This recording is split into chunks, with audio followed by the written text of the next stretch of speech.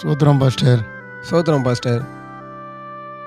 என்ன பாஸ்டர் ஊழியெல்லாம் எப்படி போகுது? நல்லா போகுதுங்களா? எங்க பாஸ்டர் ஊழியம் பண்ணுறதுன்னு தான் பேர் பாஸ்டர். சபைக்கு ஒரு ஆத்மாவோட ஆதாயப்படுத்த முடியல பாஸ்டர். நானும் ஜெபிச்சுட்டேன், உபவாசம் வந்து பார்த்துட்டேன் பாஸ்டர்.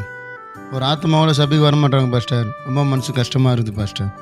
இவ்வளோ தானா பாஸ்டர்? இயேசு கிறிஸ்து ஊழியம் செய்யும் போது கூட ஒன்றுமே இல்லாததிலிருந்து தான் ஊழியம் செஞ்சார். நமக்கு அப்படியா? சகலமும் கொடுத்துருக்காரு, சபை கொடுத்துருக்காரு, ஊழியத்தை கொடுத்துருக்காரு. உங்களை மாரி தான் பாஸ்டர். இயேசு கிறிஸ்துவ மறைச்சிட்டுக்கு அப்புறம் பேதுருக்கு ஊழியமே வேணான்ட்டு மறுதளிச்சுட்டு போயிட்டாரு. அவர் மீண்டும் ஊழியத்துக்கு எப்படி வந்தாருன்னு தெரியுமா? ஆமாம் பாஸ்டர், தெரியுமே. வலைய கீழத்துக்கான மீனை கொடுத்தாரு. அப்போ கூட 153 பெரிய மீன் கொடுத்தாரு தானே பாஸ்டர்? ஆமாம் பாஸ்டர், சூப்பராக சொல்கிறீங்களே. அது 153 பெரிய மீன் இல்லை பாஸ்டர், 153 ஜாதி வகையான மீன்.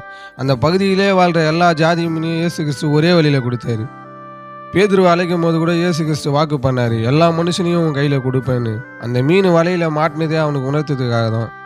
அந்த ஊழியக்காரை கொண்டே தேவன் அவ்வளோ பெரிய அற்புதங்களை செய்வார்னு சொன்னால், இந்த ஊழியக்காரை கொண்ட தேவன் பெரிய அற்புதங்களை செய்வார். விசுவாசிங்க பிரதர், எல்லா மனுஷங்களையும் தேவன் உங்கள் கையில் கொடுப்பாரு. இன்னும் உற்சாகமாக ஊழியம் செய்யுங்க பாஸ்டர். தேவன் உங்கள் சபையில் நிரப்புவார், உங்களையும் சந்தோஷத்தினால நிரப்புவார்.